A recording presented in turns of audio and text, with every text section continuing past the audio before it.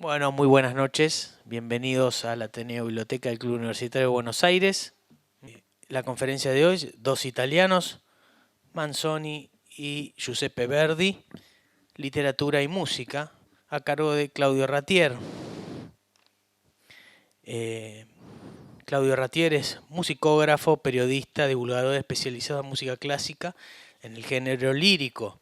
Ha publicado más de 140 artículos y ensayos sobre el tema en el Diario de la Nación, la revista clásica, revista del Teatro Colón, y dirigido a la revista de música clásica Cantabile, desde su creación hasta su cierre. Se desempeñó como director de elencos de Buenos Aires Lírica, de la que fue miembro fundador responsable de la selección de cantantes y solistas, partícipe en la planificación de las temporadas desarrolladas en el Teatro Avenida.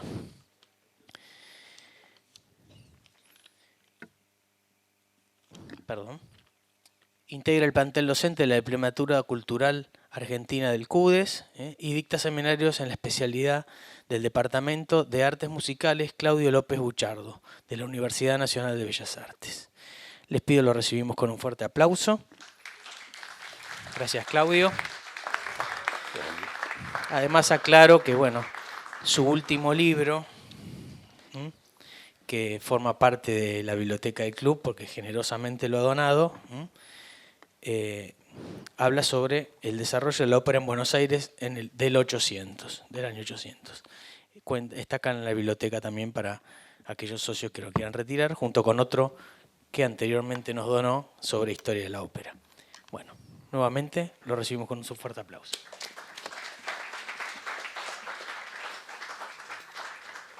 Bueno, muchas gracias, doctor Perea, por su presentación.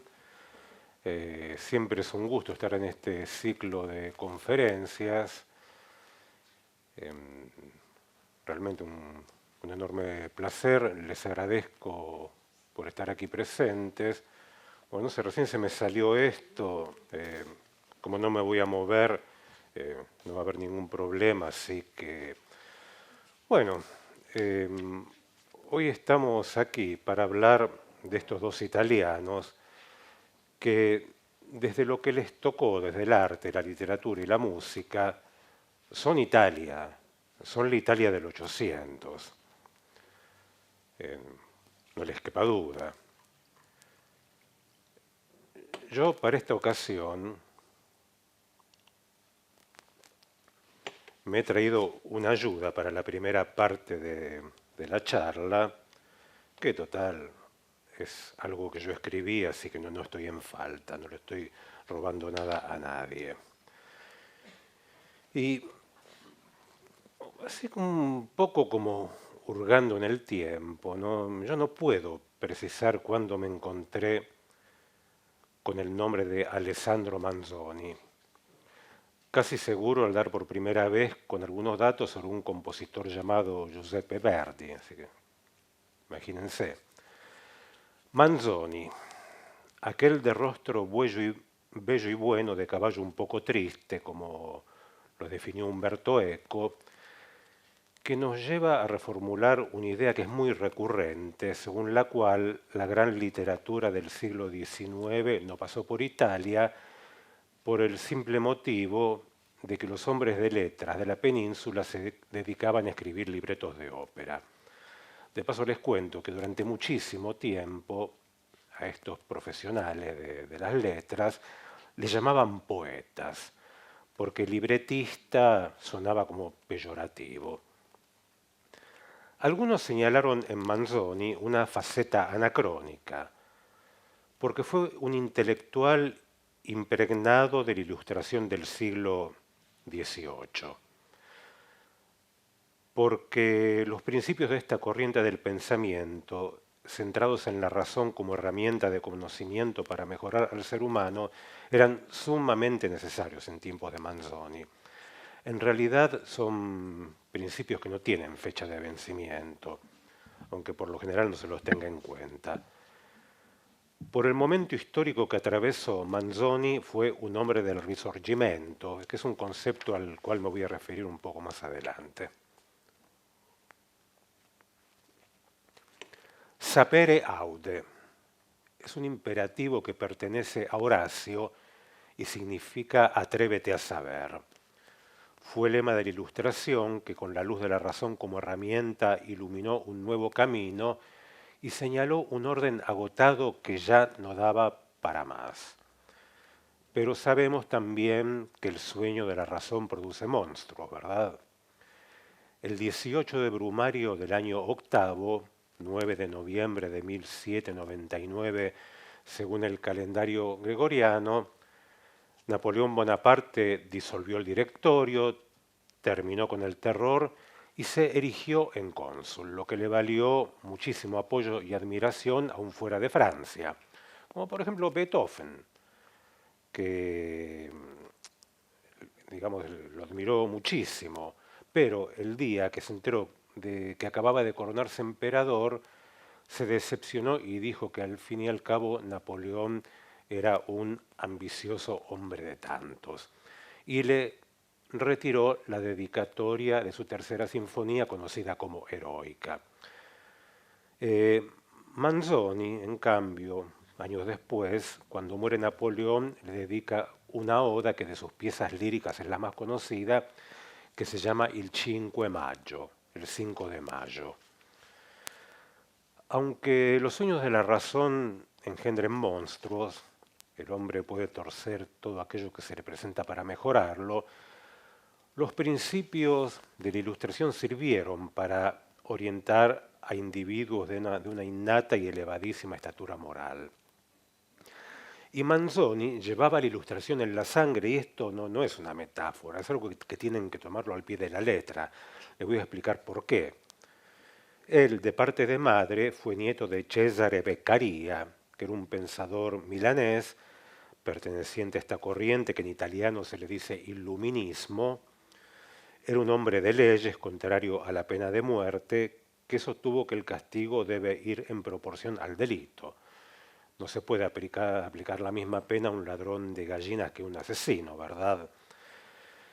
Su obra de los delitos y las penas, pienso que aquí debe haber muchos abogados, saben perfectamente, yo no soy abogado, pero saben que aún esta obra es objeto de estudio. Y por parte de padre, bueno, en realidad Alessandro no fue hijo del conde Manzoni que le dio el apellido, sino de un amante que tuvo su madre poco antes del casamiento llamado Giovanni Verri, que era un militar aventurero, hermano de Pietro Verri, que fue otro pensador de la Ilustración milanesa.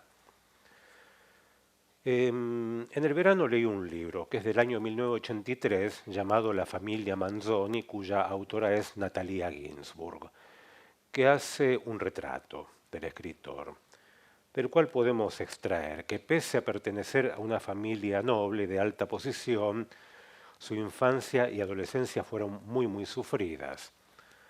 Creció en un internado lejos del hogar y esto le produjo huellas que mucho tuvieron que ver con una propensión a la melancolía, ataques de pánico, crisis nerviosas que derivaban en convulsiones.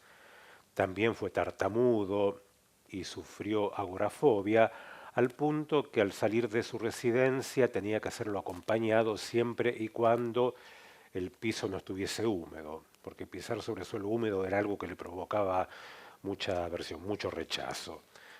Bueno, con el tiempo fue bastante longevo Manzoni, superó algunos de estos males. Y en su obra, en sus diversos personajes, deja trazos que de manera directa guardan relación con su vida interna, como sucede con todo escritor en serio.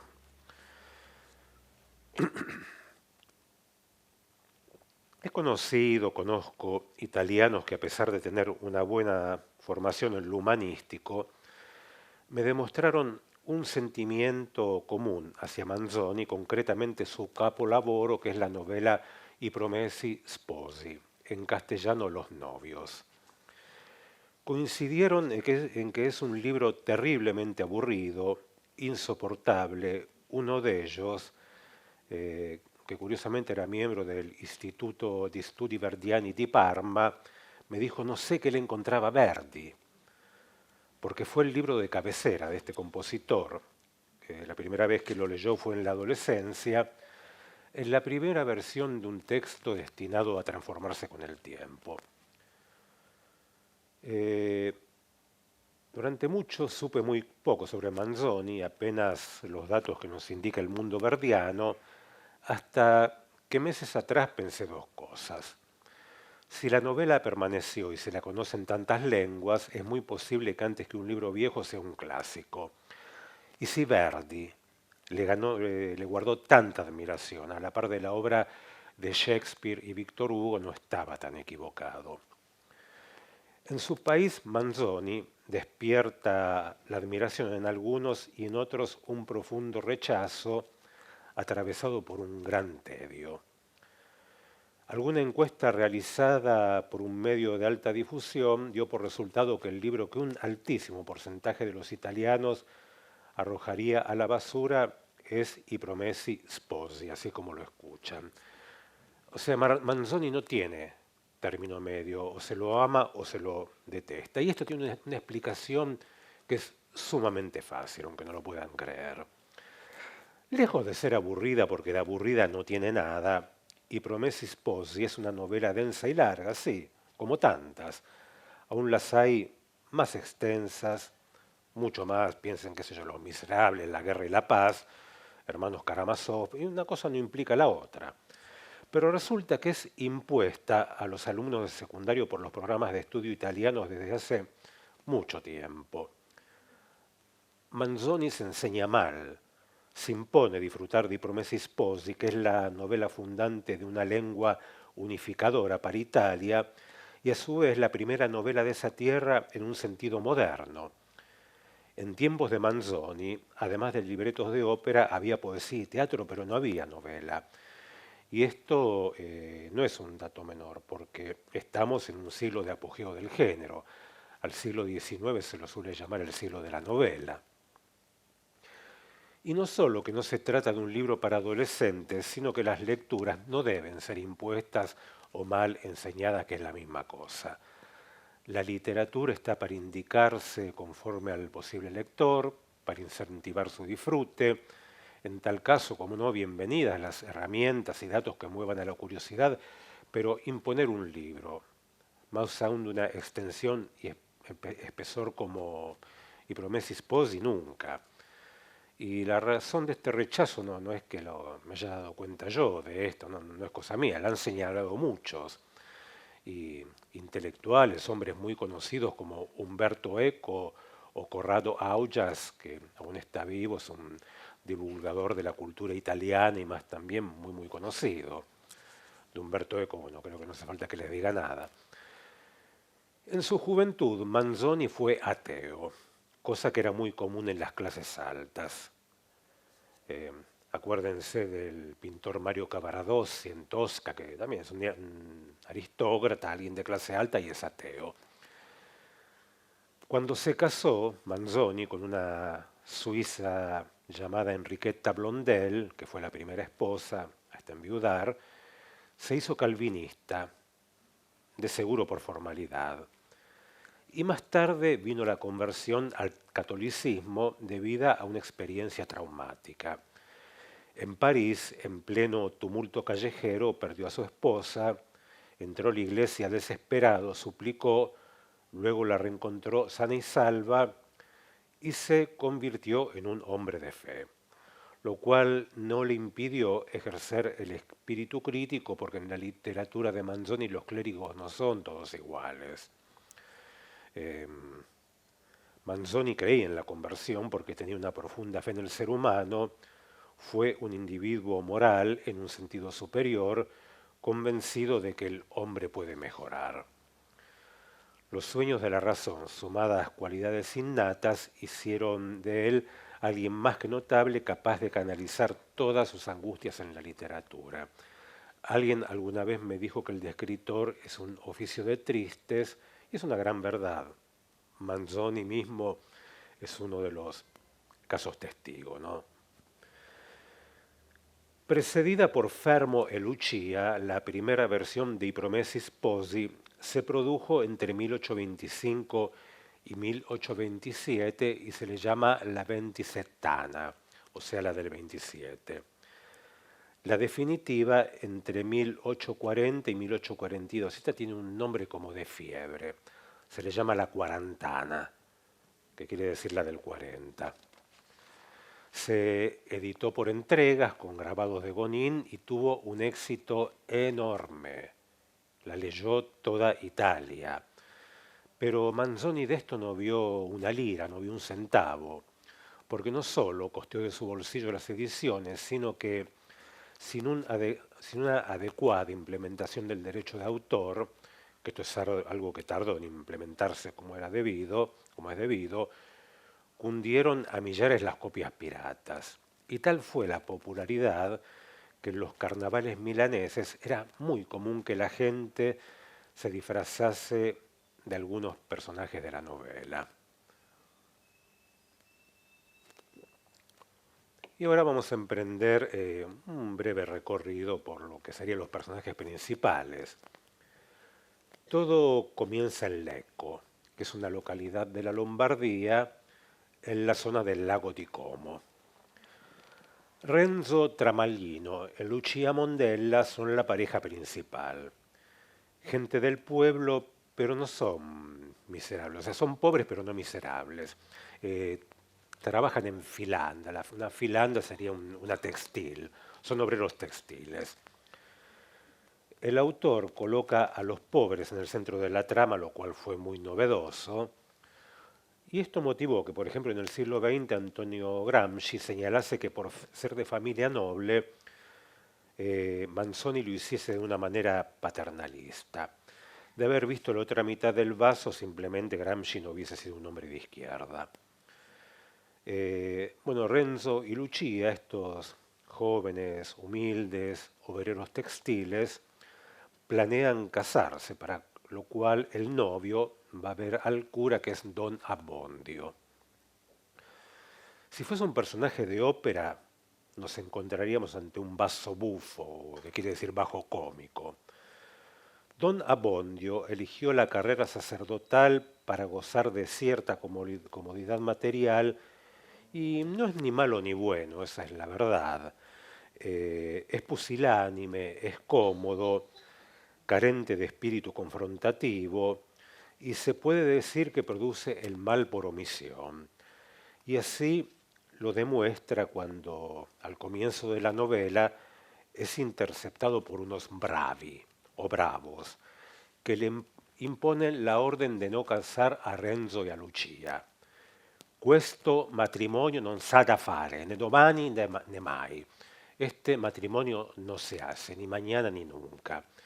Es una frase convertida en lugar común como tantas expresiones de la novela, qué sé yo, addio Monti, povera Lucia y algunas otras más que vamos a ir viendo.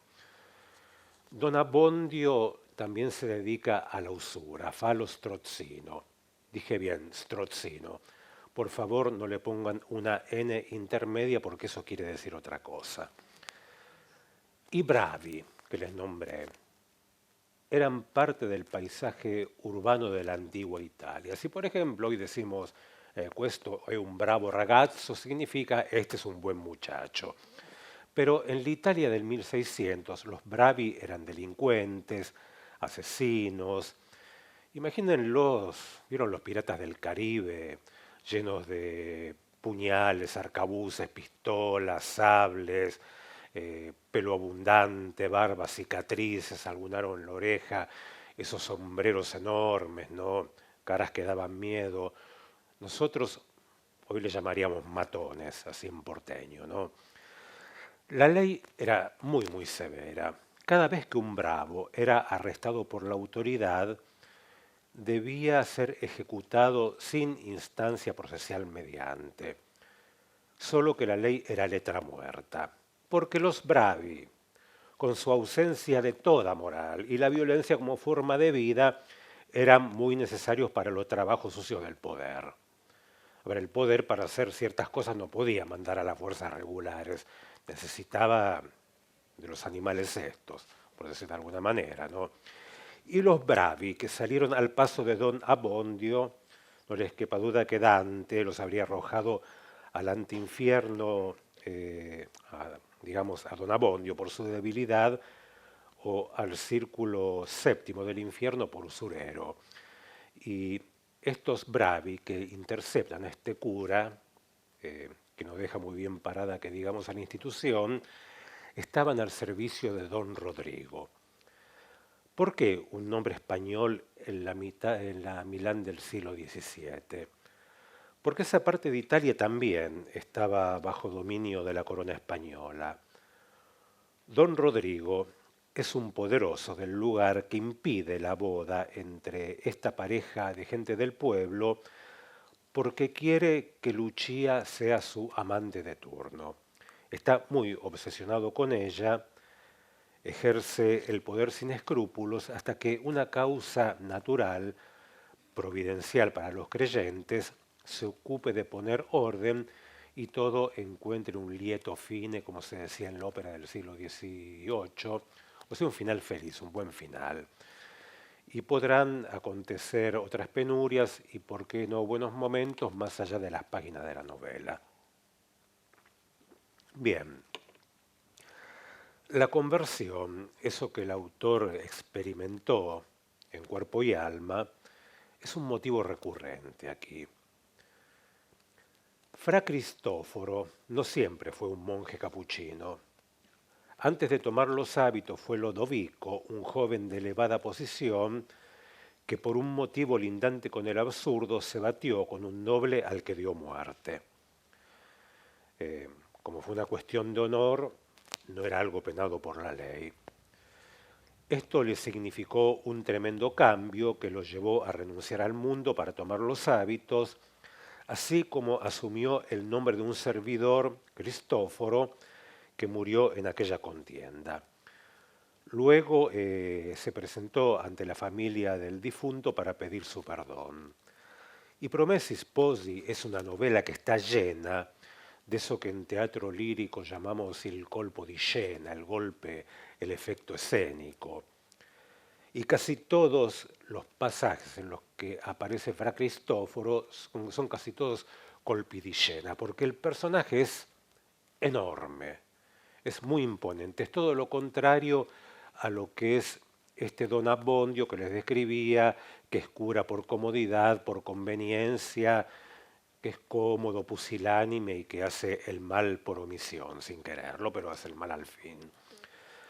Cuando Fra Cristoforo decide ir a ver a don Rodrigo para pedirle que ceda de una vez y permita el matrimonio entre Renzo y Lucia, lo encuentra en su salón como centro de una escena que lamentablemente no nos sorprende, porque, a ver, la corrupción no es un invento de la Argentina. Existió siempre, en todo tiempo y lugar, en la antigua Italia, en la antigua, como es la Italia medieval, le llamaban barattería. Ustedes piensen, es un momento, nombré a Dante.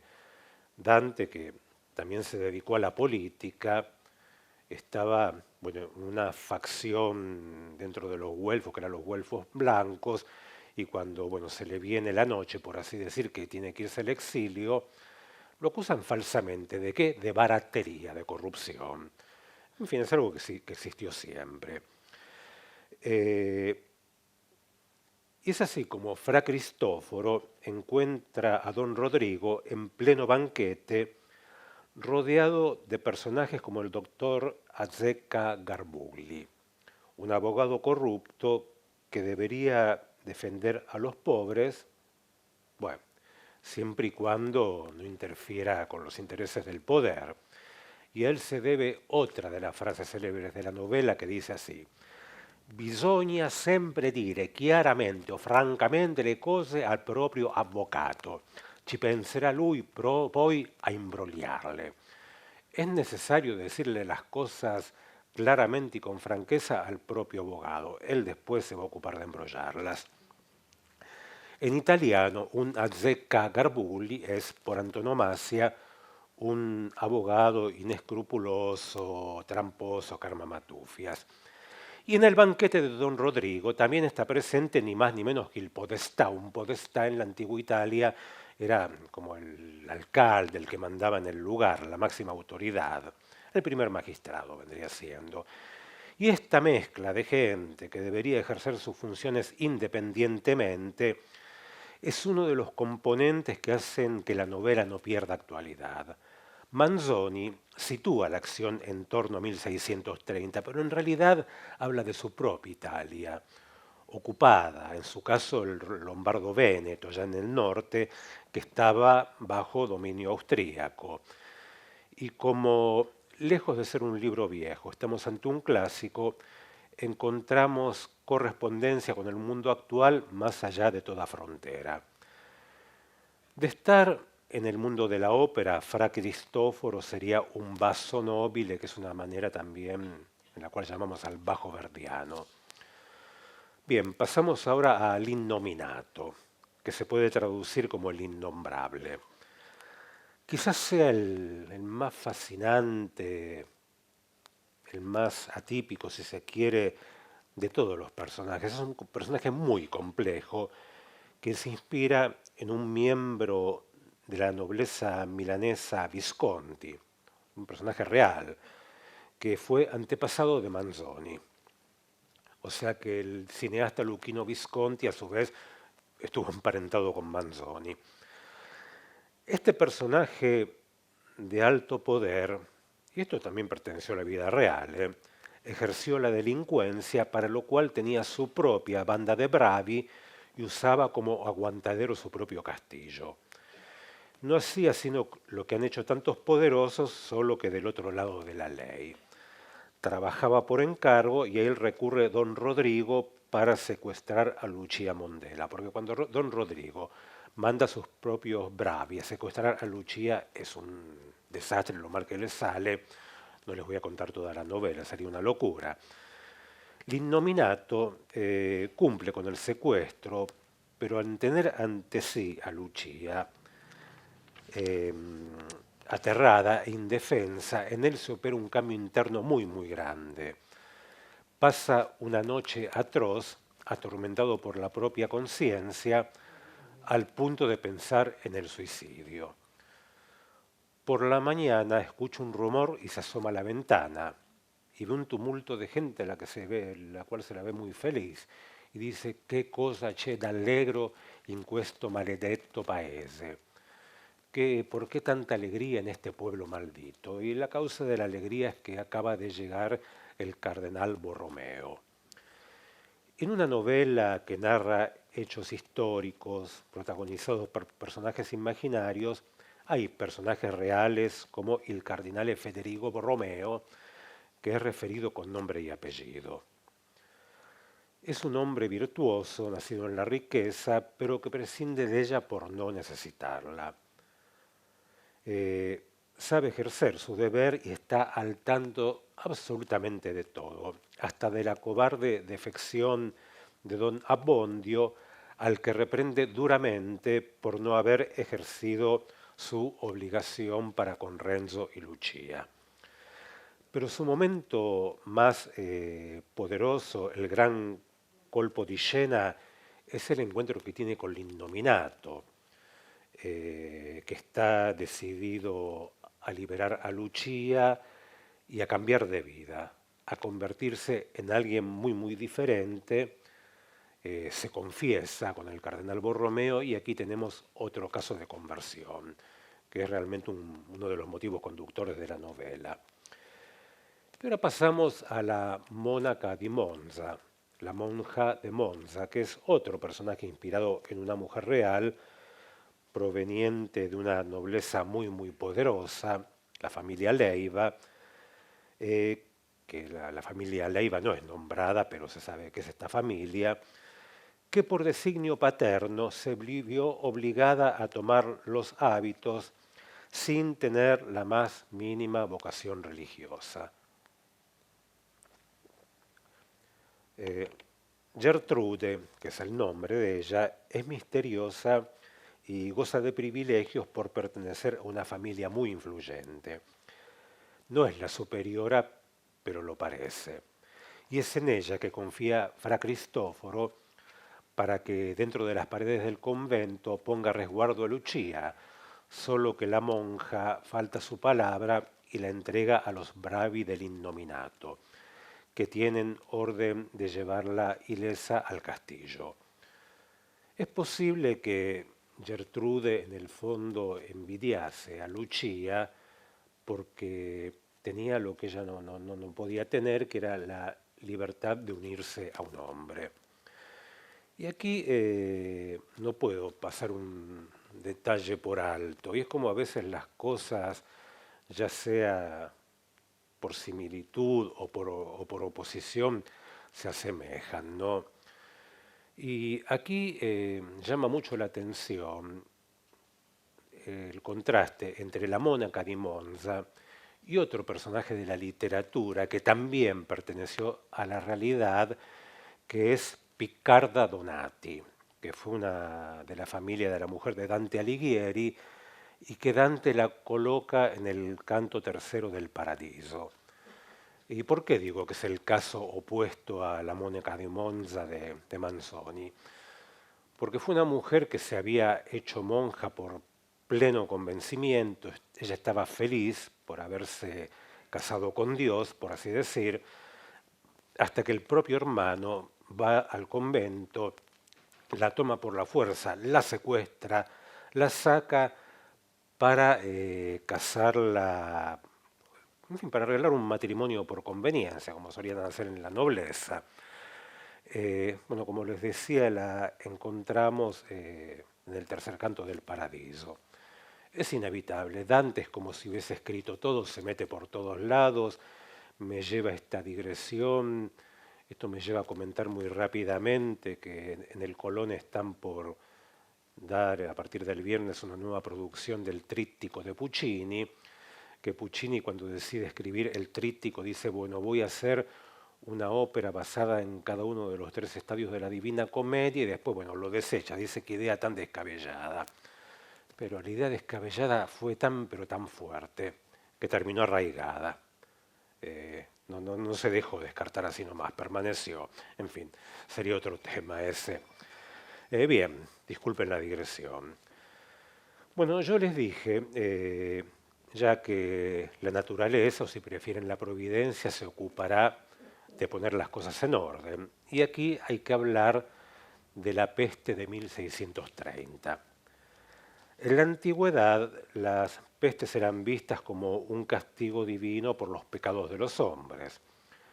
Varias iglesias venecianas, como por ejemplo la Salute, se levantaron en agradecimiento al Señor cada vez que el azote de turno llegaba a su fin.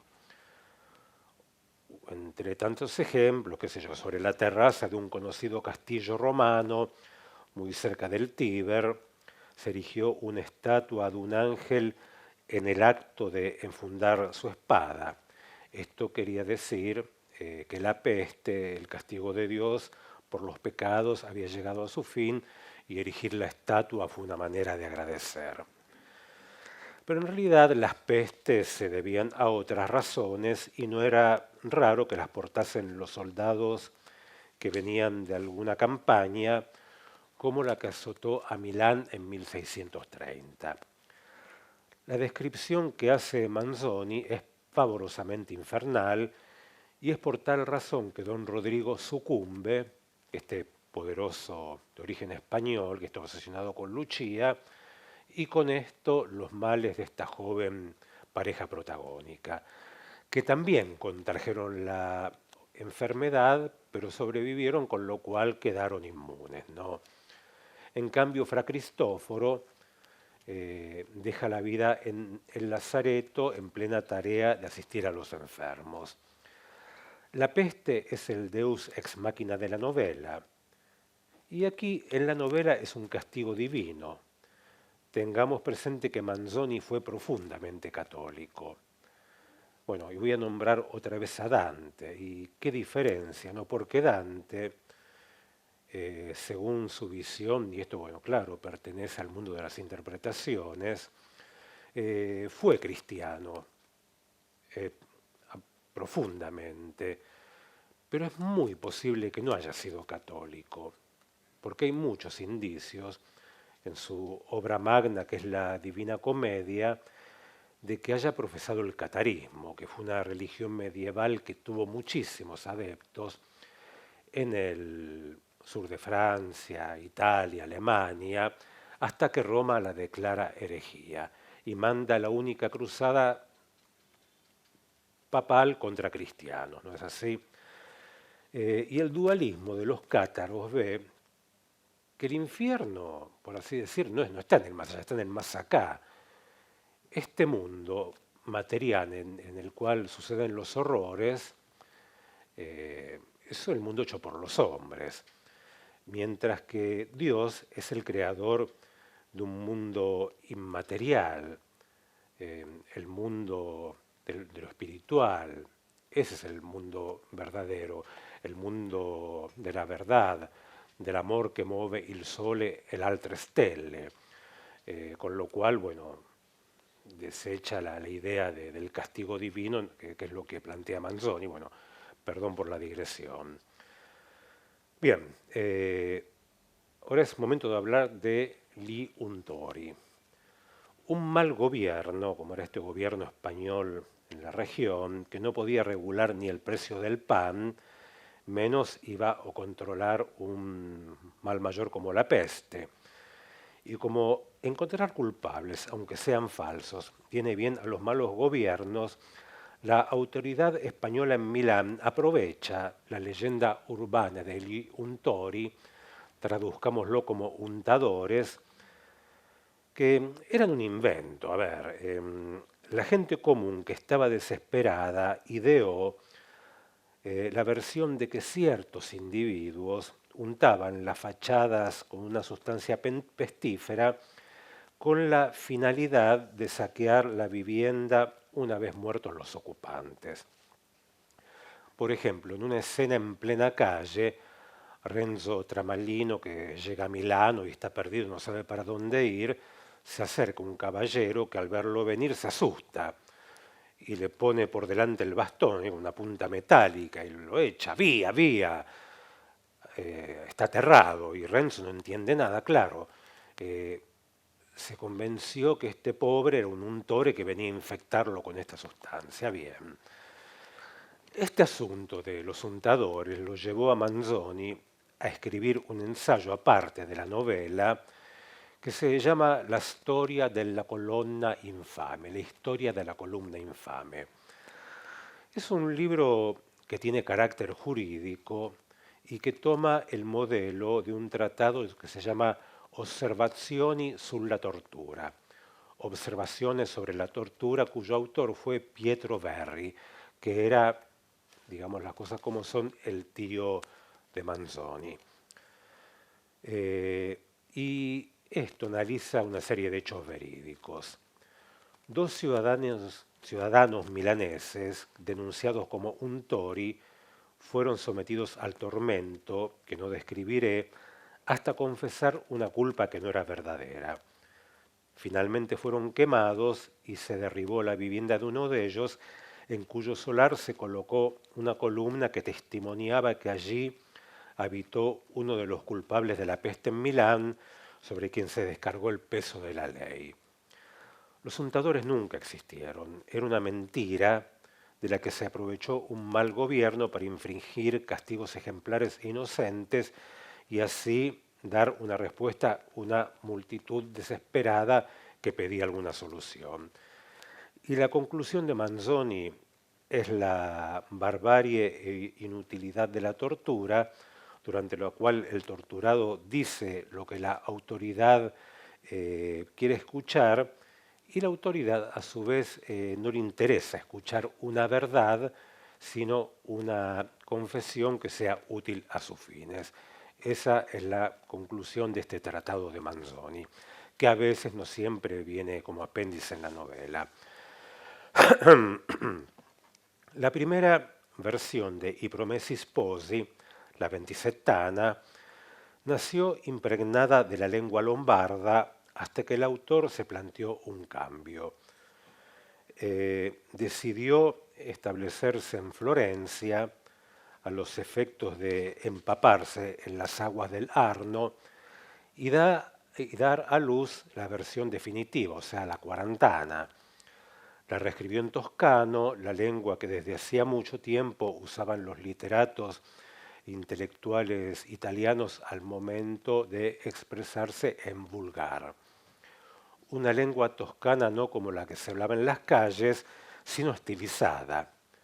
Más tarde, una vez cumplido el proceso histórico de emancipación y unidad, conocido como Risorgimento, Manzoni, en calidad de hombre público, participó del proyecto mediante el cual la lengua italiana moderna se fundó sobre el modelo del toscano, que es la lengua de Dante, Petrarca y Boccaccio allá en el siglo XIV. Como parte de todo este proceso, escribió en 1868 el Tratado dell'Unità della Lingua e dei mezzi di diffonderla, de la unidad de la lengua y los medios para su difusión. Y nada más oportuno que designar I Promessi Sposi como la novela fundante de la lengua unificadora para todos los italianos. La novela de Manzoni habla de conversión, perdón, misericordia, redención, providencia, de salvación, pero no en el más allá, sino aquí, en el más acá, en la vida. El gran desafío le llega a Renzo cuando al cabo de un tremendo debate interno y por inspiración de Fra Cristoforo, perdona al moribundo don Rodrigo, aquel que le causó las máximas penurias. Y este aspecto, por ejemplo, puede hoy ser objeto de controversia. Ya les dije que están divididas las aguas en cuanto a lo que se opina sobre la novela, al punto que algunos la consideran al servicio de una manipulación por parte de la Iglesia Católica, mientras que otros valoran y admiran su mensaje y profundidad de contenido.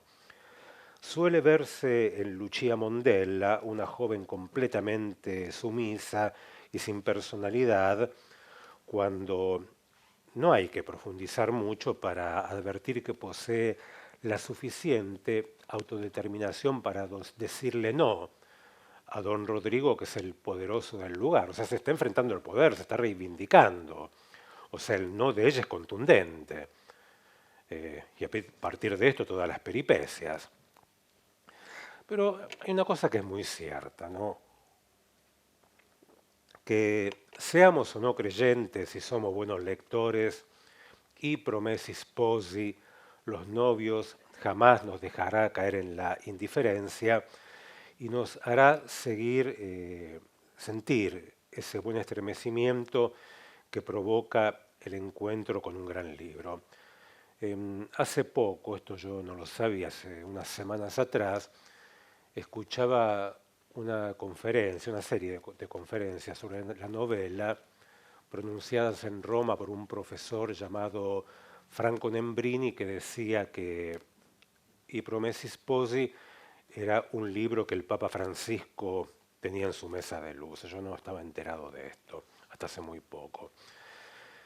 Bueno, y hasta aquí mis palabras sobre aquel milanés de rostro bello y bueno, de caballo un poco triste, como dijo Umberto Eco, y su capolavoro. Ahora voy a intentar en lo posible de prescindir de la hoja escrita para pasar a hablar de Verdi, que Verdi fue un miscredente, fue un ateo, que hizo de I Promessi Sposi su libro de cabecera. Y a ver, primero conviene decir que Verdi nace en lo que sería un caserío, el Le Roncole di Busseto, que hoy tiene el nombre de Roncole Verdi. Hoy se encuentra en la provincia de Parma. Le roncola es un cuchillo curvo que se usa para tareas rurales, para jardinería. Y el centro, o sea, el centro urbano más grande que había de este caserío era Busseto, sigue siendo Busseto. Y el padre de Verdi, que era comerciante, vendría siendo el dueño del negocio de ramos generales del lugar, apoya a su hijo en cuanto a sus condiciones musicales por la sencilla razón muy práctica de que era bueno para una familia que un hijo fuese el día de mañana el organista de la iglesia, el director del coro, y es así como Verdi las primeras lecciones las toma con el cura de ahí, de esta iglesia, que le enseñó lo que le pudo enseñar. Llegaba siendo muy chiquito, menos de 10 años, a tocar el órgano en los oficios, y hay una anécdota de este tiempo. Imagínense Verdi, un niño, que el cura, que sería bastante bruto, tipo Don Abbondio quizás, le pega un empujón. Verdi se cae al piso y lejos de asustarse le grita en dialecto que ti cada una sayeta. Eso quiere decir que te parto un rayo. Así sin ningún problema. Verdi, bueno, a pesar de su ateísmo, y siempre se llevó mal con los curas, ¿no? Él dominaba a la perfección lo que son las formas musicales litúrgicas, porque eso era parte del aprendizaje de todo músico, de todo compositor, aunque como la mayoría, la gran mayoría de los italianos de grande se dedicase a la ópera. Verdi, bueno, enviuda, siendo muy joven y con los años se casa por segunda vez con una mujer de una gran cultura que había sido una cantante muy importante hasta que se retira, Giuseppina Strepponi, Peppina para el marido y para los íntimos, que ella le escandalizaba que su marido fuese ateo. O sea, la ponía, la sacudía mucho. Y le escribe una carta a un amigo del matrimonio, un tal Cesare Vigna, donde le dice lo siguiente, hablándole del marido. Es una perla de honestidad, entiende y siente cada delicado y elevado sentimiento. Y con todo esto, el bribón se permite ser, no diré ateo, sino más bien poco creyente, con una obstinación y una calma como para palearlo. Le hablo bellamente de las maravillas del cielo, de la tierra, del mar, etcétera, etcétera, pero se me ríe en la cara y me congela en medio de mi entusiasmo al decirme, están locos. No diré ateo, sino más bien poco creyente, escribió la Strepponi en un intento así como de poner paño frío, pero no busquemos vueltas. Verdi simplemente no creía, para nada. Y también hay una cosa que es bueno aclarar, que producto bueno, de la vieja hagiografía musical de Cuaderno Histonio, quedó, y todavía no quedó, desterrada como debiera, una imagen de Verdi, un campesino rústico, que no tiene mucho que ver con la realidad, aunque sí es cierto que esto en parte el culpable es Verdi, por cómo hablaba de Róncole, de Buceto, en fin, decía cosas tremendas y un poco esto ayudó a crear esta falsa imagen. Pero pensemos que él recibió la mejor educación que podía recibir un joven del lugar en aquella época, una formación orientada a lo humanístico. Verdi leyó toda su vida, fue un gran lector. Eh, por lo general los que saben leer saben escribir muy bien y se ve muy bien la escritura verdiana en sus cartas. Las cartas de Verdi son fascinantes, son de gran interés. Y él en la adolescencia tiene el primer encuentro con I Promessi Sposi, que lo golpea muy fuerte en lo que era la primera versión, la del 27. Ahora, ustedes, claro, la pregunta que se estarán haciendo, ¿cómo es la relación de la música de Verdi con I Promessi Sposi? Bueno, en primer lugar les digo, Verdi jamás compuso ni intentó componer una ópera basada en la novela de Manzoni. Sí, el que lo hizo fue el compositor Amilcare Ponchielli, que es el autor de la Gioconda, pero no le fue muy bien. Lo que sí puso música Verdi es a la oda dedicada a Napoleón, il 5 Maggio, la partitura se perdió, pero en cambio quedó la música de una pieza vocal muy sencilla que está basada, es una pieza para voz solista, pero que la letra está tomada del segundo coro de una tragedia de Manzoni que se llama Adelchi, que es el coro de la muerte de Ermengarda. Y eso sí es una pieza muy sencilla que está disponible. Y si bien Verdi no habrá compuesto una ópera sobre I Promessi Sposi, el mundo manzoniano se le metió igual en su dramaturgia musical. Y no soy yo el primero en darme cuenta, es un tópico muy conocido. Él escribe una ópera, una de las más grandes ya de madurez, que es La Forza del Destino. Yo no soy supersticioso, hay gente que, sobre todo los del ambiente artístico, que cuando uno la nombra se ponen así, que se basa en el Duque de Rivas, pero que es una ópera que está llena, repleta de situaciones manzonianas. Tranquilamente la historia esta de acá de La Forza del Destino podría estar en I Promessi Sposi, y bien digo, porque la novela está escrita con una técnica que es bastante común en la literatura, incluso también se suele ver en las artes visuales, que es la de la puesta en abismo. O sea, una gran historia que a su vez contiene pequeñas historias. I Promessi Sposi nos encontramos con la historia del Innominato, de la Monaca di Monza, de Fra Cristoforo, y tranquilamente nos podríamos encontrar con esta historia que es tan pero tan intrincada que, para no embrollarme, como diría la Zecca Carbulli, voy a leerlo a esto. Por ejemplo, esa muerte accidental de un padre por parte de Alvaro, el enamorado de su hija Leonora, esta que, atormentada por la culpa, decide tomar los hábitos y encerrarse de por vida en una ermita. Carlo di Vargas, ese hermano que busca venganza y luego de un combate en el que resultó herido es auxiliado sin saberlo por aquel a quien busca para darle muerte. La toma de los hábitos por parte de Alvaro y un desenlace en el cual Leonora muere por mano de su hermano, que a su vez es herido de muerte por Alvaro, que aceptó el desafío a pesar de su condición de clérigo y que, destruido por el remordimiento, termina por buscar consuelo en Dios, son ingredientes manzonianos por donde se los mire. Y nos atrevemos a decir que es imposible que Verdi, al delinear los personajes, no haya pensado en Manzoni, al punto de que es muy fácil encontrar las semejanzas entre el padre Guardiano y Fra Cristoforo y don Abbondio y Fra Melitone. Aquí no hay peste, sino las miserias y la muerte desatadas por la guerra.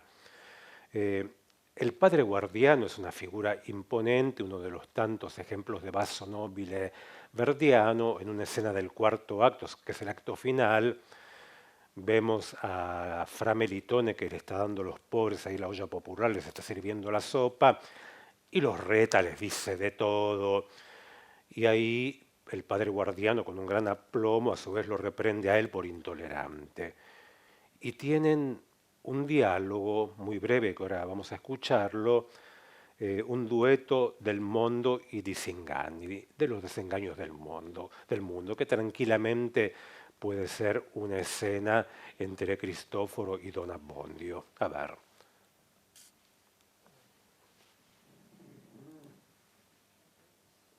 Vero, ma strano molto è il padre, la ragione del mondo, i disinganni, l'assidua penitenza, le veglie e l'astinenza, quell'anima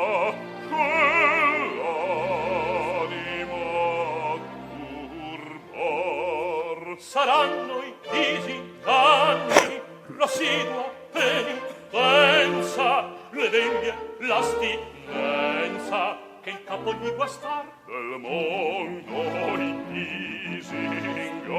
Saranno i disinganni, l'assidua penitenza, le veglie, l'astinenza, l'astinenza, quell'anima, che il capo gli guastar, saranno i disinganni, l'assidua penitenza, le deglie l'astinenza, che il capo gli guastar, saranno i disinganni, l'assidua penitenza, le deglie l'astinenza, che il capo gli guastar. quell'anima, Saranno i disinganni, quell'anima, che il capo gli guastaro. Saranno i disinganni, che il capo gli guastaro.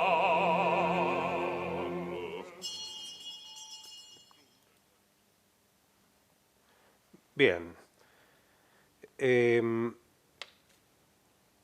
Hay un año que es clave, que es 1867, porque se produce lo siguiente. Había una mujer, que es alguien muy importante para la vida intelectual de la Italia del momento, para la vida de Verdi, que es la condesa Clara Maffei, que era un intelectual que tenía un salón literario en Milán. Era muy común esto de la salonière, que es una modalidad que empieza en la París del siglo XVIII, continúa en el siglo XIX, se extiende a Italia. Y la condesa Maffei tenía un salón muy importante.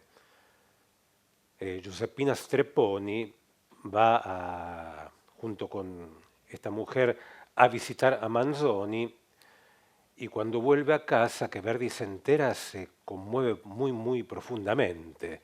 O sea, su esposa se encontró con Manzoni, que él no lo conocía.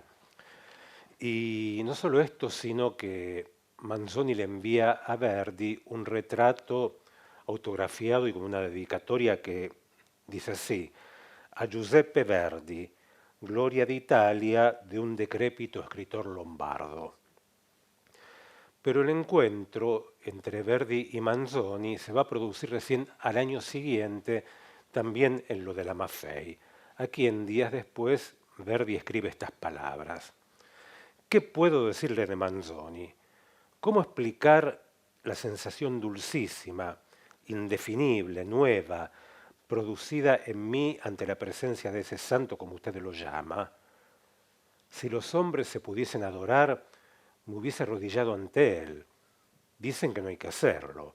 Si bien veneramos sobre los altares a tantos que no tuvieron ni el talento ni la virtud de Manzoni y que más bien fueron flor de bribones.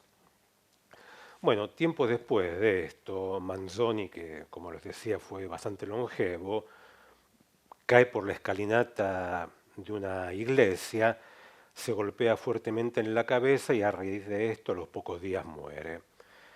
Y Verdi le escribe a la condesa Maffei lo siguiente: pobre Manzoni, la muerte del hijo, el sostén de la familia y esa altísima mente que se apaga.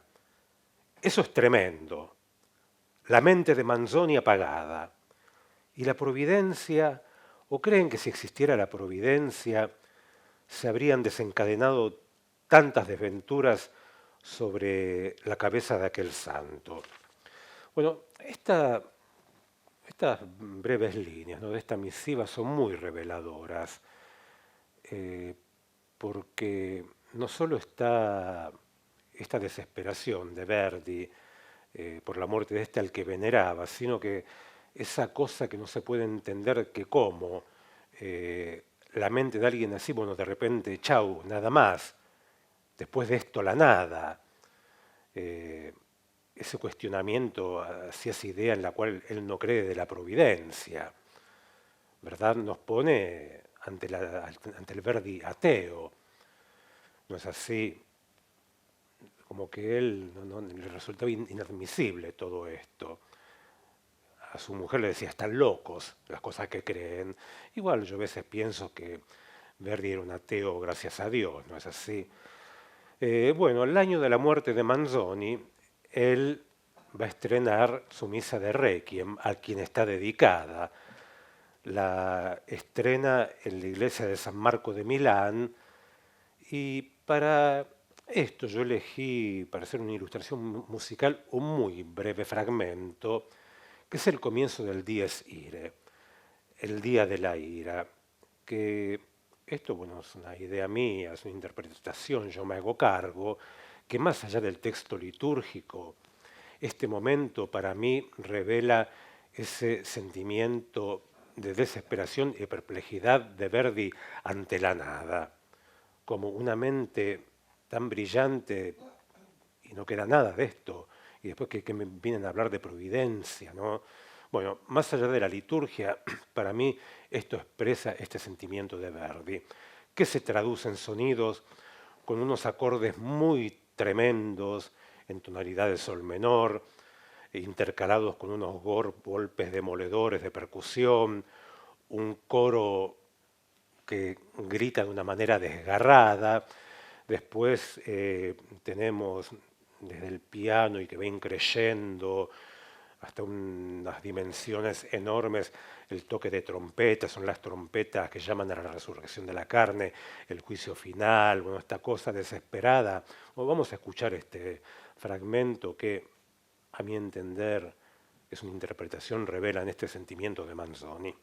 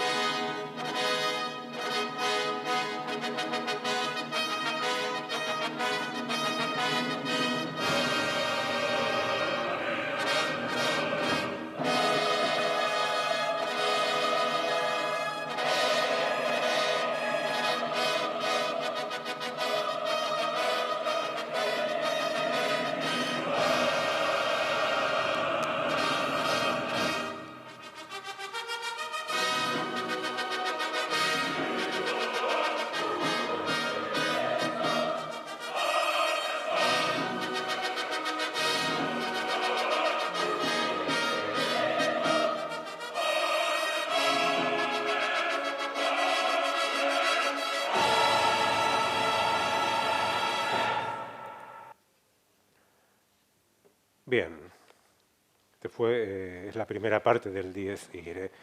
Y ahora, como para ya acercarnos al final, bueno, todavía yo no he dado una respuesta, una interpretación acerca de esta identificación del ateo Verdi con el converso católico Manzoni. Y esto yo le encuentro dos aristas, ¿no? Por un lado, pensemos que Verdi, además del genio musical, tenía una enorme cualidad, acaso heredada del padre, unas grandes condiciones para el comercio. Verdi, cada vez que firmaba un contrato, pedía unas sumas exorbitantes que jamás le habían pagado a nadie y le decían que sí. Bueno, esto, sumado a que a mediados del siglo XIX, su siglo, adquiere una propiedad llamada Sant'Agata en la provincia de Piacenza, y con esto tierras que él explotaba y que le daban muchísimo dinero. Bueno, Verdi era un hombre riquísimo en cuanto a lo material. Y cosa completamente atípica, era de una gran generosidad. Tenía y repartía, realmente era altruista. Y la prueba más grande de eso, que está hasta el día de hoy y seguirá estando, es que él costea de su propio bolsillo la construcción, bueno, una obra enorme, no solo en el sentido moral, sino en lo material también, que es la Casa di Riposo per Musicisti, la casa de reposo para músicos en Milán, para que tuviesen donde ir a vivir los músicos ancianos ya retirados de la actividad y que no tenían un techo. Y esto él lo financia hasta el último centavo, una residencia enorme, que nunca he estado, pero por lo que he visto, fotos, filmaciones, una cosa muy acogedora, con jardines internos, patios, mucha luz. Y bueno, a ver, a los hombres no los define su credo, sino sus acciones, sus obras, su moral en el más alto sentido. Y en la capilla de la Casa di Riposo están los restos de Verdi y los de su esposa. Y al lado, digamos, esto se inaugura al año de la muerte, en el año 1902, y está aún hoy en funcionamiento, y durante los primeros años se financiaba con los derechos de autor de la obra de Verdi hasta que pasaron a dominio público. Y aquí, bueno, nos está mostrando a un Verdi que evidentemente creía en el hombre, pero hay otro mensaje de Verdi y que lo encontramos en el arte y que apunta a esto mismo. La última ópera de Verdi, que la estrena ya prácticamente octogenario, es Falstaff, que a mi entender es la más grande ópera italiana. Bueno, Falstaff, que se basa en Shakespeare, es una obra jocosa, está calificada como comedia, pero que trata asuntos muy serios. Todo transcurre en un entorno muy hipócrita, de engaños, de aprovechadores, a ver quién le puede sacar qué a quién. Trata un tema muy actual y muy doloroso, que es el de la vulnerabilidad en la vejez, porque eso es Falstaff. Es un pobre viejo que por más que se haga el joven, a ver, no tiene dónde caerse muerto y ve cómo sobrevive. Es muy terrible todo el entorno. Pero en Falstaff sucede algo. Hay una pareja de jóvenes novios que son Fenton y Nannetta. Cada vez que aparecen en escena Fenton y Nannetta, la música cambia por completo, todo se ilumina. Al final se casan. Cuando termina la obra, hay, a modo de conclusión, una moraleja que podemos traducir como todo en el mundo es una burla, el hombre es un burlón nato y ríe último quien ríe mejor. Hay quienes dicen, bueno, ese es el mensaje de Verdi, mejor reír porque si no, pero no, es un gran error. Ese no es el mensaje de Verdi. Y vuelvo a Fenton y a Nannetta, porque ahí está el mensaje que Verdi nos quiere dar. y es que si yo les digo que cada vez que esta pareja aparece en escena, todo cambia, todo se ilumina, es que Verdi nos está diciendo que el único sentimiento puro, lo único que nos rescata como seres humanos es el amor. L'amor che muove il sole e le altre stelle, como termina la Divina Comedia. Y yo creo que aquí, en esta profunda fe en el ser humano, no importa si vas a la iglesia o no, está la identificación de Verdi con Manzoni. Y ahora, bueno, me voy a apropiar, es decir, poco adaptadas, las palabras conclusivas de I Promessi Sposi para decirles que si a lo largo de esta breve disertación los aburrí, créanme, no fue mi intención. Así que muchísimas gracias. Bueno, gracias, Claudio. No, por favor. Bueno, Ustedes. vamos a abrir, si alguno quiere hacer alguna pregunta al disertante, y que levante la mano. Y si no, nos despedimos porque estamos escasos de tiempo, ¿no? Un segundo, a ver. Me interesa saber cómo se relacionó Verdi con Manzoni a nivel de Requiem, porque una cosa es su reverencia por Manzoni y otra cosa que haya compuesto un Requiem para él. ¿Cómo Claro. pasó eso? Es una larga historia. Ah, bueno. No, pero está buenísimo, así todos la escuchan. Cuando repatrian los restos de Rossini, que había muerto en París, yo para las fechas suelo ser muy malo, pero creo que esto fue alrededor del año 68. Ahí, bueno, mi amigo y colega Daniel Baracaldi Costas me dice que sí. Verdi tiene la idea de escribir un requiem colectivo con todos los compositores del momento, la mayoría de los cuales no pasaron a la memoria como Verdi, y la idea era estrenarla en Bolonia. Entonces Verdi lleva este proyecto, escribe el Liber a me, o sea, el final, las demás secciones les tocaba a los demás compositores, y le propone esta idea a alguien que él conocía mucho, que era el maestro Angelo Mariani, que es el primer director italiano en un sentido moderno. Porque antes la figura del director en Italia era muy distinta al director, como vimos recién a Claudio Abbado en el podio con la batuta, era totalmente distinta. Bueno, Mariani como que no se entusiasma mucho, deja todo en la nada. Esta habría sido la razón del enojo entre los dos, no está muy claro esto, y queda en la nada el Requiem para Rossini. Pero Verdi ya había compuesto el Liber a me, la sección final, y es de esta manera que él, bueno, debido a la muerte de Manzoni, decide componer todo lo anterior, y así es como estrena su Requiem en San Marco de Milano, que a los pocos días tiene 2 ejecuciones en la Scala de Milán dirigidas por Franco Faccio, si mal no recuerdo. De nada. Bueno, gracias, Claudio. Nuevamente un aplauso.